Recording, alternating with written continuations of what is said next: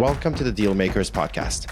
The Dealmakers is a platform for leaders in the commercial real estate industry to share their personal stories, business insights, and industry secrets because we believe in spotlighting the real people behind the deals. This podcast is brought to you by Agora, a comprehensive real estate investment management platform offering a wide range of services to enable real growth and provide the best real estate investment experience both for GPs and LPs. I'm Asaf Raz. Let's go. And today with me, a very special guest. I always say this, but this is a really special guest. We've met in a coffee shop in Miami, and we have a mutual friend. His name is Talis. He's an amazing filmmaker, also in real estate. And I met him at the coffee shop, and we had the most amazing conversation. I remember being like at tears at the end of the conversation because it's so impactful for me. This is the one and only Josh Sason from Sason Organization. He's the principal and managing partner.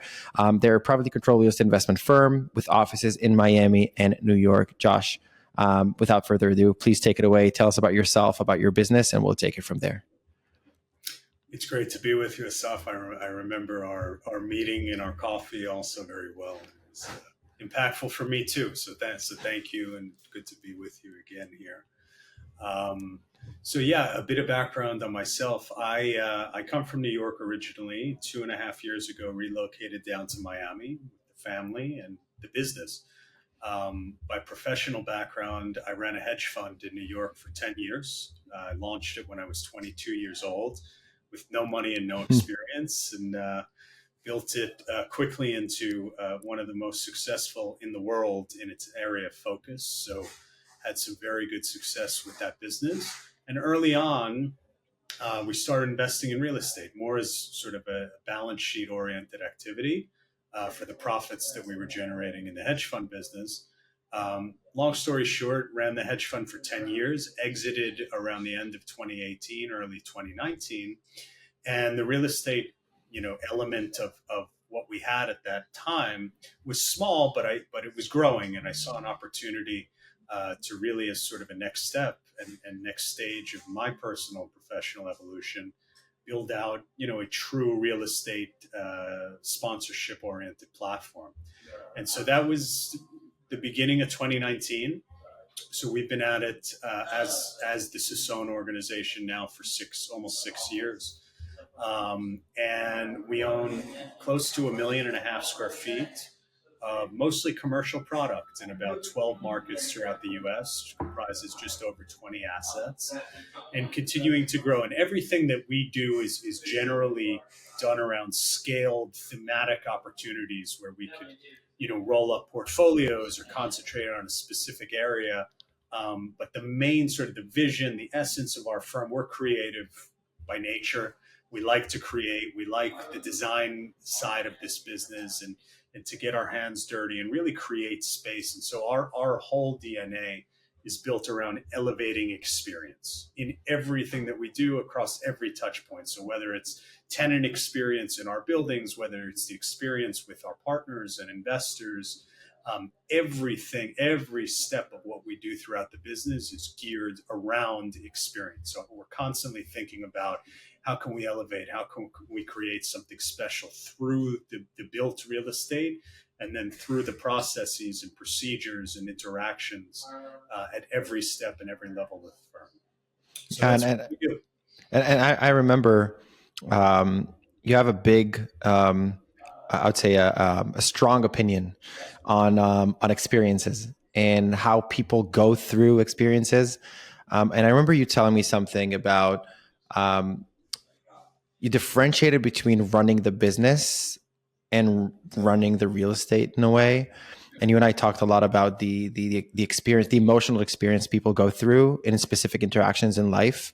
Do you have an example of that type of experience elevation for your tenants or for your investors that you've done throughout the journey of Sason Organization as an example of how this works for someone who really wants to do something that provides this incredible experience? Yeah, well, let's look at almost the other side of it, right? Which is the way that I think a lot of real estate is typically done, which is a developer or a sponsor hires a designer, hires an architect, they spit out a design or a plan, and then it's the developer or sponsor's job to execute according to that plan. But what we believe, and this is a foundational belief that transcends real estate, we believe that intention dictates everything. So if you want to create something truly special, truly differentiated, what is your intention behind it? And if you're the one that's driving the opportunity, driving the deal, for you to simply outsource as a developer or as a sponsor, outsource the design elements, the sensory elements, the experiential elements of that execution to a third party, despite what you can communicate to them, the essence and the energy of the initial opportunity is getting lost somewhere in translation. There's a clog, in the pipe. So what we do is we take an extremely active role with our designers and with the architects and really drive the process of design. So for a simple example's sake, I mean, the way that we own a bunch of, single story flex, office and industrial. The way that we approach an office lobby, for instance, if we're renovating a lobby, is from a truly sensory experience. So we're thinking about the second that we drive up to the property, what is that feeling like? What does it look like? What do you see?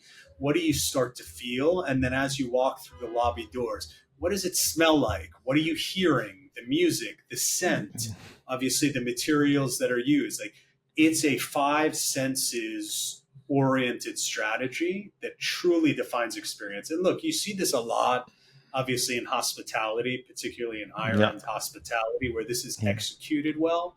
But in our vision, there's such a gap as it relates to other commercial real estate asset classes. And that's really where we've been focused over the last 5-6 years, filling that gap and void. And does that also trickle down into the operational aspect? So like, does it affect, let's say, how you choose the employees of the property who take care of the property, the property management, the person in the concierge when you walk into the lobby? Like, does that trickle down across the building, or it comes mostly through the design and the sensory aspect of it? Every aspect of interaction experience is defined holistically from a 360 degree approach. So every touch point, whether it's design, whether it's sensory oriented in the actual execution of the repositioning or the development, to the personal touch point, whether it's directly with our office and our staff, or with on-site property managers, janitorial staff, all of this training and sort of the essence and the vision of who we are and what our intention is at that particular asset has to be ingrained. And look, it's always a work in progress. There's always room to improve. And we're constantly, we're big believers as a firm in the concept of creative destruction. So we're constantly, decomposing our current process and looking for ways to reignite that energy and that intention into our execution. But that's the idea, that every person you meet that comes, that's involved in any way with our execution, with our assets, has the essence and the DNA of the intention of that project within them. And I feel like in going into 2025, before, I don't know, 4 or 5 years ago, it was so easy, honestly, to be an owner developer, to raise capital with minimal interest rates and just go and do a value add or multifamily, whatever. And, it was easy I'm not saying it's an easy job. I'm just saying it's easier when financial terms are that way. Right. And I think what happened is there was a shift. The focus has shifted from quality and experiences and, trying to create something that is really unique to let's just go. More properties, more apartments, more buildings. And when we step into 2025, we're looking at a lot of macroeconomic changes. We're not going to see interest rate going down to the levels that it's been through COVID. And we know that already for a while now.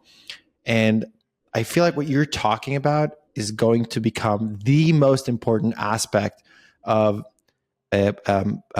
buying and operating properties across the United States. Even with the Trump election and him going into office yesterday, and everybody's talking about the tax bills, right? But eventually, end of the day, everything's going up. People are paying a lot of money to live or people paying a lot of money to run their properties. If they live there, if they run it as as an industrial property or whatever it is, they're looking for really great experiences. Otherwise, you're going to have vacancies, right? I feel like what you guys are doing is really going to be kind of a theme for 2025. And people that don't realize that are going to honestly stay behind. Like these properties are going to stay empty. People have a choice today. Again, that's what I'm seeing. You could correct me if I'm mistaken, but that's what I feel like is going to happen within the next few years.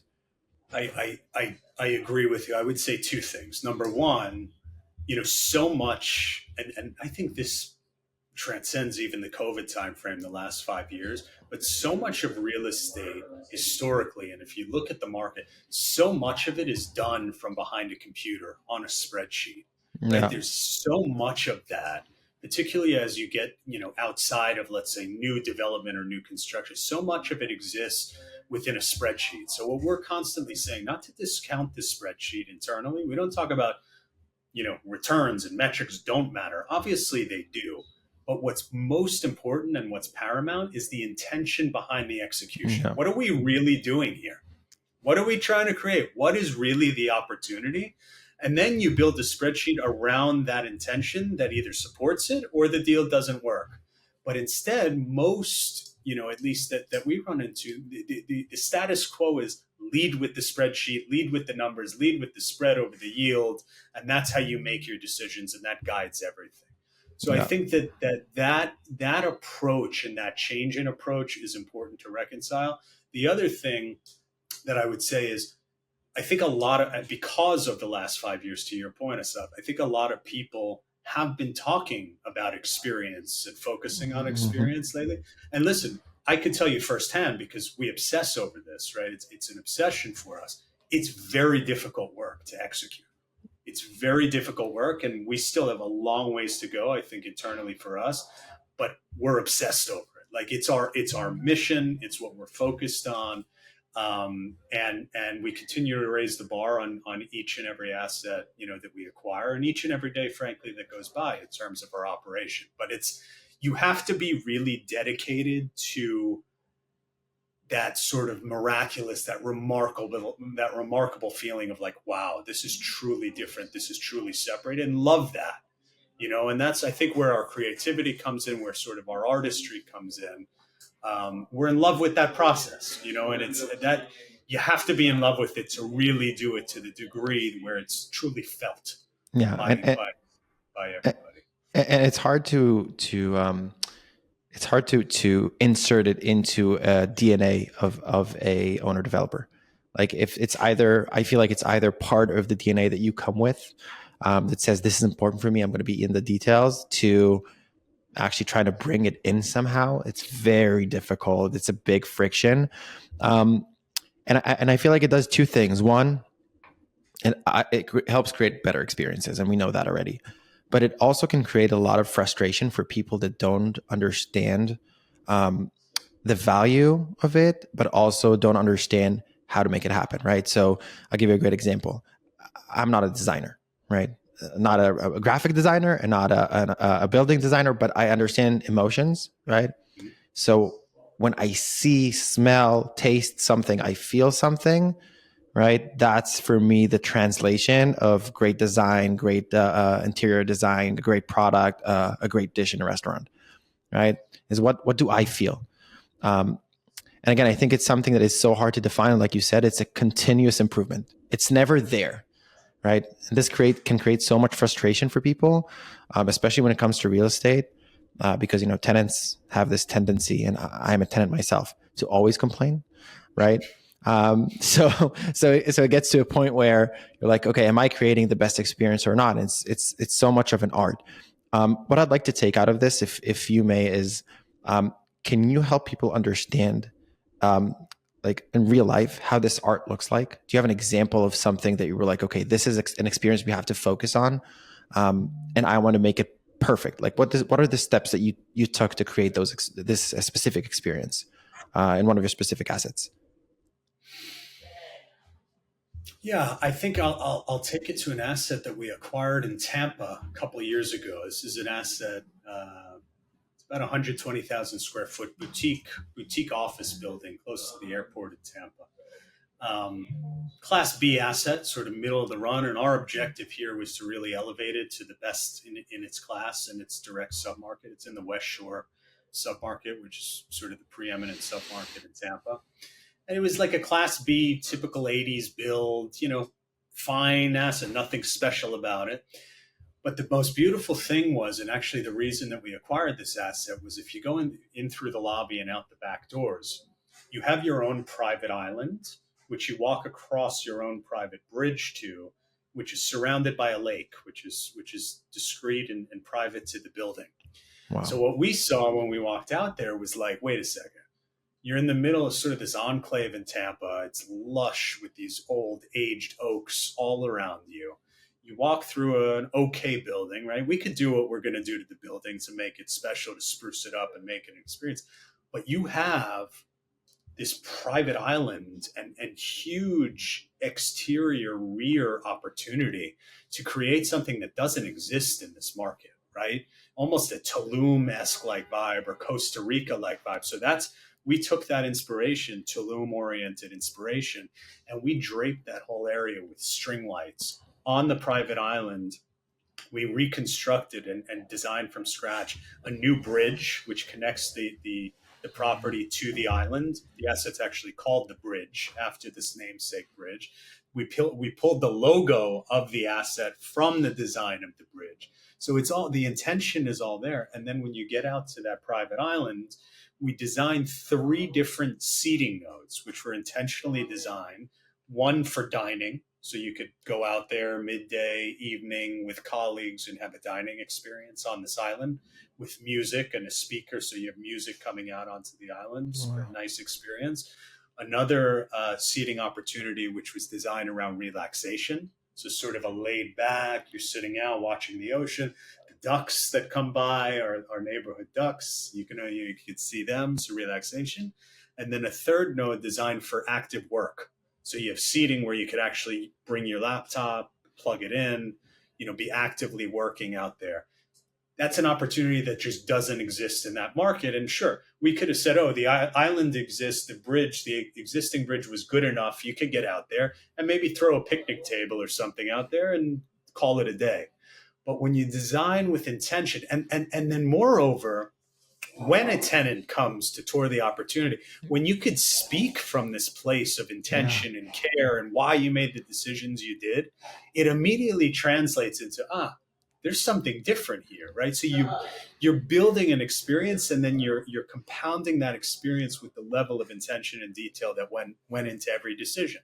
And if that's organic, if that's real, if it's true, if it comes from a place of truth, very powerful. I literally have a title for this episode, Design with Intention. It's so good. Beautiful. I've never had, honestly, I usually have financial conversations on this podcast.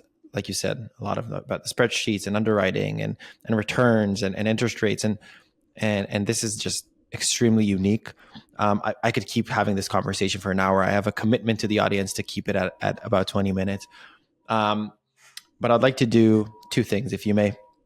The first one would be to go through the shameless plug. So this is something we do, honestly, every episode. We talk about we give you the opportunity to shamelessly plug in what you're doing right now. What are you looking for today? If it's assets or investors or partners or brokers or whatever that is. So we'll go through that. And then the second thing I'd like to do is to kind of follow this up for the audience with a more detailed guide of how to design with intention. If that's something that you'd be interested in, I think it would provide a tremendous value. And we're going to obviously spread it out to the audience through our emails and our advertising. I think it could provide a lot of value for them, if that makes sense. Would love to. Yeah. Amazing. Okay, so let's jump into the shameless plug. And I do request, please shamelessly as you can, talk about everything that you're doing right now and everything that you're looking for today. It just increases the chances of getting this great connection from this podcast. And we're very excited about these happening all the time. Amazing. Yeah. So I think our focus is really twofold at the moment. Number one, sort of managing the existing portfolio. As I mentioned, it's about 1.5 million square feet in 13 markets throughout the country. So it's distributed. A bunch of those deals are in sort of the value add execution phase. So making sure we deliver and see those through the other side. And then we do have a couple of sort of legacy assets that, given the events of the past few years, are a bit more challenged. So we're kind of, working those through. But I'd say over the last, 6-9 months, those are on much better footing than they were, say, a year ago. So we're working diligently on that as fiduciaries, obviously, to our investors and our partners and our tenants to ensure that we're giving them the proper attention that they need. In terms of a go forward, and here's where maybe I'll be a bit more shameless. For this year, we've really determined, a couple things to kind of announce, which we have kept a little bit more under wraps. Number one, we formally launched our construction company. It existed in New York previously, but we hadn't yet formally launched it down here in Miami, which is where we're now located. Our HQ is here. So that is now launched, and we're actively doing projects, obviously for our own owned assets, but also for select third parties, both commercial and mostly ground up residential. So that's exciting. And then we've also launched last year our property operations business, our property management company. So previously we were outsourcing that third party, but Asaf, you brought up, how do you ensure that the staff is trained and the people are delivering? That makes so much sense. So we're now doing that. We've taken on several assets within our own portfolio. We have a target by the end of this year to take on the majority, if not all, of our own portfolio. We're not thinking about third party just yet there, but focused on our own portfolio. In terms of acquisitions, which is a bit different for us over the last few years, we've determined, given sort of the vertical integration and the platform that we have here and in Tampa, which is our very close by, obviously, and our largest current market in terms of holdings, to focus on transformative acquisitions in the South Florida market and in the Tampa market. So we're really focused on opportunities, frankly, across asset classes where we can integrate everything that we're talking about here to really transform individual assets, neighborhoods, focus on specific areas, and we have some in mind. So we're really looking to connect with potential partners and investors that have a similar ethos, a similar mindset, are looking to build and own for the medium to long term rather than just sort of an in and out transactional model. And so we're talking to folks that have sort of that like-minded approach now. I love that. And all the information is going to be in the bio. You can reach out to Josh. You can go to their website, the Sason Organization website. Truly was a pleasure. I've been waiting for this for so long. So I really appreciate the time. And it's just, again, always a pleasure. Josh, always a pleasure talking to you. Appreciate you, Asaf. Thanks for doing this. And to our listeners, thank you for tuning into another episode of the Dealmakers Podcast. If you enjoy this episode, be sure to subscribe so you never miss out on the latest conversation with industry leaders. Stay tuned for more exciting episodes as we continue to explore the stories behind the deals and the people making them happen. I'm Asaf Raz, and we'll see you the next time on the Dealmakers Podcast. Perfect.